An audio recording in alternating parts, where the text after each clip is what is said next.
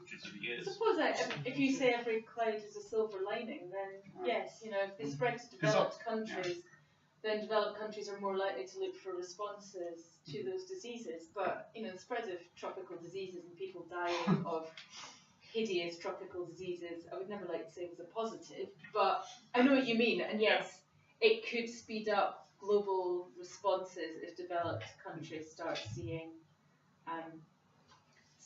outbreaks in their own country. Yeah. Because up till now, developed countries have only received the marginal support, so this might like. Yeah. So if countries in the West start suffering these, then yes, it could well speed up the response. Any other questions? Gary? In the recent Chinese 5-year plan, there was quite a lot to do with their response to climate change. You know, I was interested in the response of how that was seen by the panel that would be there tomorrow. Okay, you can ask them tomorrow. Good question.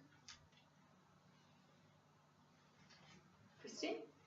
On the topic of diseases again, coming to developed countries, most developed countries have vaccines for prevention, so although it's not a good thing, would it really affect countries that much? I mean, everyone have vaccination, yes, but should most population be affected? It would, yeah, you're right. I mean, there's much more responses that developed countries have than developing countries. Yeah, so it's more likely just to serve as a reminder that these things are out there, but it depends on the disease as well. I mean, we're looking here at sort of mosquito-borne diseases that, yes, we do have vaccines for and medications for. There's lots of other nasties that could start to be uncovered, I think, with climate change. But as Alex was saying, you know, it could just prompt a slightly stronger response, I think, if it became a problem on the ground in Britain and the USA and other EU member states, I would think. Sean? Yeah, I was going to ask about the kind of the global response to climate change and world health in general. We had the the Kyoto Protocol, Copenhagen, and the like, and Rio '92, and also we had in 2000 we had the Millennium Development Goals, which were meant, and like I was kind of curious about thinking about asking how far we've gone to achieve any of those so far, and how much further. In terms of, with regards to world health and climate change. It's a moving target. So, you know, a lot of the goals have been reached, a lot of them haven't been reached. It's a constantly changing target. Paris 2015 is coming up at the end of this month, actually. So there's going to be another panel on climate change. Yeah, I think it's the end of this month, beginning of December.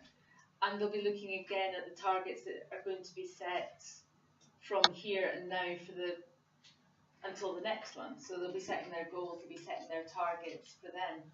But it's difficult because climate change and global health, they are moving targets. But some Millennium Development Goals have been achieved. I mean, they've gone a long way to trying to achieve them anyway, and I think that's one of the biggest steps, is actually getting countries on board, working together and trying to do something. It doesn't matter if the actual goals aren't realised.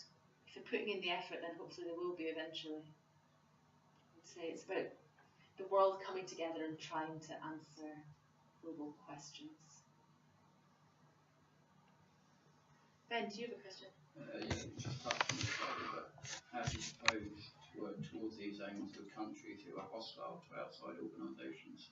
It is difficult. I mean, that's one of the problems that was put on the slide actually. The countries that don't tend to work with outside organisations, they find it difficult to engage with international organisations, and more importantly, international organisations find it very difficult to engage with these governments, basically. if you can get them on board, and to be honest, the more a country is being affected by climate change or by global health problems, the more likely they are to come on board. There is very much a sense of NIMBYism, you know, not in my backyard, but if it is in my backyard, then I'm going to work very hard to get rid of it, sort of thing. And so states do tend to come on board when they see the actual problems a bit more up front. That's not to say it's a good thing to have outbreaks of horrible diseases or to see the suffering due to climate change, droughts, famines, floods, hurricanes. You don't want countries to be involved, but once they are, it becomes a little bit easier to talk to them, I would say. But it's still a problem. I mean, most international organisations are built on the sort of liberal, capitalist, democratic model that was sort of proposed and put forward by the USA after the Second World War. Those countries were not operating in that structure. I find it very difficult to fit into the international structure as put forward like that. It's a problem for global governance. It just is generally difficult to bring in all different forms of governance and make it work on the global level. It's a good question though, yeah. Come on, lots of you haven't asked questions. Okay, Gary. I've already done it. You've already done it. Well, no, I have a different question, but I'm allowed a second one. Basically, it's one of funding. It's just ignorance on. I know we're going to cover this later in the module. The UN, obviously the FCCC gets its money from the core UN, and then the WHO. I'm not sure how they're funded or how they get money for their research and programs. So how could that be understood and then perhaps corrected or increased for the future to solve some of these problems?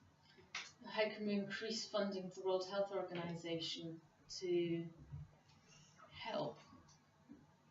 I'm not sure how we could increase it really. I mean, that's going to the heart of like the UN's budgetary questions. I suppose if things become a big enough problem, then yes, the funding will be increased to deal with it. So, WHO had a huge role to play in combating the Ebola outbreak last year or the year before. It would have needed a budgetary increase to do that. So I'm assuming it had a budgetary increase to do that. I'm not on the budgetary board of the UN, so I don't know exactly how much money they have or how it's allocated. But yeah, it's a UN body, so the funding comes through the UN and it's allocated as and when it's needed, I suppose. But that's it. I mean, one of the questions I brought up there was, should we be, rather than just responding to issues, looking to deal with them in advance? You've got to assume there will be one, so be ready with the money sitting in the right bank account, so it just goes straight in, because that's what happened with Ebola. There was a general understanding that it was a slow response. Well, moving materials and people around and building hospitals takes time. There was the. But actually, it wasn't that slow. It's just never fast enough, and it's because you're not assuming it's going to happen. When we did the role play on the outbreak of the plague a couple of weeks ago, it was one of the groups. I think it was the 9 o'clock group were rather more proactive than the 10 o'clock group. I don't know why that was. Maybe it's because if you get up early, you catch the worm and all that. Possibly. But they were, had like timelines about how long it would actually take to get the WHO's mobile disinfection unit from one area to another, and looking at that on a timeline against how quickly the plague actually spreads was quite interesting. So as you say, it's never fast enough. If you've got to move a mobile disinfection unit from, West Africa to, well, in that it was to London. It isn't instantaneous, and yet the spread of the plague is. Lewis, did you have a question? Just last one. I suppose it's sort of leading off what Gary's. How effective do you think multilateral sort of organisations like the UN can be, and in regards to the EU being a more supranational entity, do you think that there's more of a benefit to that body in regards to these sort of issues? I mean, especially since the EU, for instance, has these sort of fixed targets for its own member states and things like that. I think the EU does better at prevention the EU does really well in terms of environmental regulations, rules and regulations on environmental degradation. They're absolutely like global leader on environmental protection, so they are doing really well in terms of that. In terms of response to emergency situations, I think the UN does a fairly good job actually. They don't have so many people they have to consult before they can just act. I think they both play a very important role, but slightly different roles. And within the EU does more than anyone else, really. And but as a response to a global issue that isn't happening within the EU, it's not so much within its remit. It can do as much as it can at any given time, but its main issue is to protect the EU's own borders. So if you're looking at the outbreak of disease or flooding or whatever, you know, they've got their own aid package for externally, but their main focus is always going to be internal to the EU, whereas the UN is much more all of humanity. I think we've run out of time. Yeah, because you've got and a lot of you. Yes. Thank you very much for your questions. Hopefully we'll be able to make this into a video, and see you at the station tomorrow.